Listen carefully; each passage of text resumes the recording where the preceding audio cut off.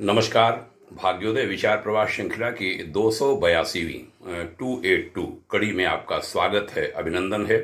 नमस्कार करता हूं, प्रणाम करता हूं। साप्ताहिक वार्ता आज रविवार 19 अक्टूबर 2025। मित्रों, एक इंडेक्स INDIX की रिपोर्ट सुनी, बहुत भीतर तक हिलाने वाली थी। पहले भी कुछ चीज़ें उसकी सुनी थी, लेकिन वो सिलसिलेवार उसको सुना। कुछ अंश यहाँ पर रखता हूँ। हमारे सिख समुदाय के अपनों और हिंदुओं में दूरी बनाने का प्रयास किया जा रहा है, किया गया है। पीछे भी, आज भी हो रहा है। आज़ादी से काफ़ी पहले यह काम शुरू हो गया था। 1882 की बात है। 1857 के जो प्रथम स्वाधीनता संग्राम जो कहा जाता है, उसके बाद डिप्टी कमिश्नर पंजाब आए मैक्स आर्थर मैकलीफ। उन्होंने इसकी शुरुआत की थी हिंदुओं और सिखों में दरार डालने की। महाराणा रणजीत सिंह ने नाकों चने अंग्रेजों को चबवा दिए थे। सिखों में अलगाव कैसे हो हिंदुओं से, यह प्रयास DC साहब ने किया था। उन्होंने गुरु ग्रंथ साहब का अंग्रेजी अनुवाद कराया, उसमें मिलावट भी की, हिंदू शास्त्रों की तरह थ्योरी दी कि विभाजन के बीज वहीं से पड़ गए थे, ऐसी थ्योरी दी। सेना में आरक्षण दिया सिखों को। कान सिंह नाभा से एक पुस्तक लिखवाई, हम हिंदू नहीं हैं। खुद भी एक पुस्तक लिखी, सिख रिलीजन शीर्षक जैसी। पुस्तक में रूपरेखा हिंदू से सिखों को अलग करने की उन्होंने तय कर दी।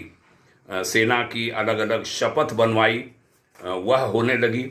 गुरुद्वारों में महंत पहले हुआ करते थे, उन्हें हटाकर खालसा प्रबंधक कमेटी का विचार अंग्रेजों ने ही सिख समुदाय को दिया था, उन्हीं अंग्रेज अफसर ने। 1906 में अंग्रेज़ों ने अलग धर्म की ही मान्यता सिख पंथ को दे दी। अलगाव के प्रयास होते रहे। मुख्य गुरुद्वारा से लेकर सभी हिंदू सभी में जो गुरुद्वारे थे, वहाँ से हिंदू देवी देवताओं को हटवा दिया गया। 1909 में आनंद मैरिज एक्ट लाया गया। पहले हिंदू पुरोहित ही विवाह कराते थे, फिर उसमें भी काफ़ी दूरी पैदा कर दी। सिख गुरुद्वारा बिल वह लाए 1925 में।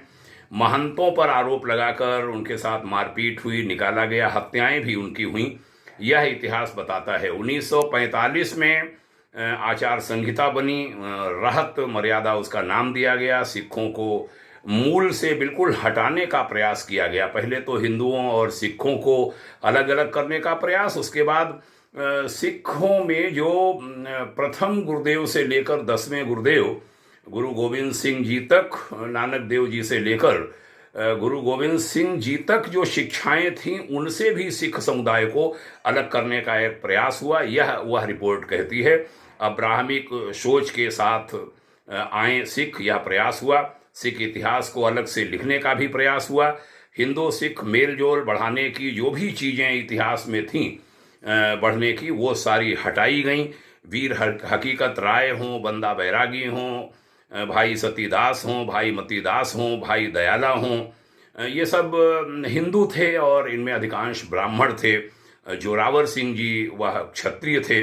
उन सबको भी सिख बताकर सिखों में उसका प्रचार किया गया हिंदुओं से, ताकि आगे की पीढ़ी उससे कट जाए कि सिख बिल्कुल अलग हैं। क्योंकि सिख तो हिंदुओं से ही बना, हिंदुओं ने ही एक तरीके से सिख धर्म बनाया। हिंदुओं से ही कुछ लोग चले गए कि एक लड़ाई लड़ने वाली एक कौम बननी चाहिए, वह प्रयास था और उससे दूर किया गया योजनाबद्ध तरीके से। आज के कट्टर सिखों का जन्मदाता मैं कहूँगा कि वह अंग्रेज था, जो DC था, डिप्टी कमिश्नर पंजाब था। आज खालिस्तान आदि की मांग होती है। पंजाब में सिख पंथ कमज़ोर हो रहा है, ईसाई धर्म भारी संख्या में वहाँ लोग अपना रहे हैं।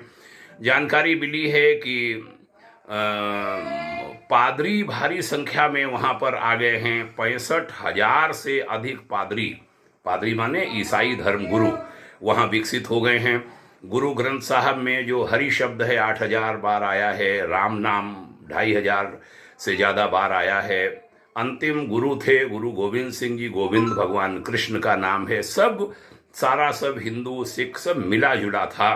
1858 में राम जन्मभूमि में यज्ञ निहंग सिखों ने किया था, इतिहास में दर्ज है। उन राम से अलग करने की कोशिश आज हो रही है। सिखों को जड़ों से काटने का लक्ष्य जो डीसी ने जो दिया था वह आज लोग पूरा कर रहे हैं। उस पाकिस्तान जिसमें लगभग सभी गुरुद्वारे नष्ट कर दिए गए या मस्जिद बना लिए गए, वहाँ के लोगों से हमारे सिख समुदाय के कुछ अलगाववादियों की नज़दीकियाँ बढ़ रही हैं। यह दुखद विषय है।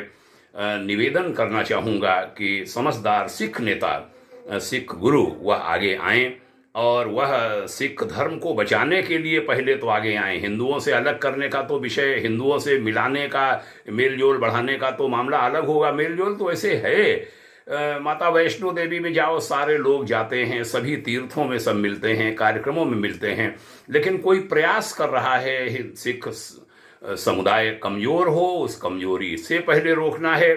और दूसरा प्रयास करना है हिंदू और सिख जो अलग अलग करने का प्रयास बड़ी तेजी से हो रहा है, उसे रोका जाए। और उस काम को करने का दायित्व तो केवल सिख धर्मगुरुओं का ही नहीं, सनातन समाज के धर्मगुरुओं का है, जो बहुत बड़ी बड़ी पोजीशन में हैं, जिनके बड़े फॉलोअर हैं, जिनकी वाणी का कोई मतलब होता है, लेकिन वह इसकी शायद चर्चा करते नहीं हैं।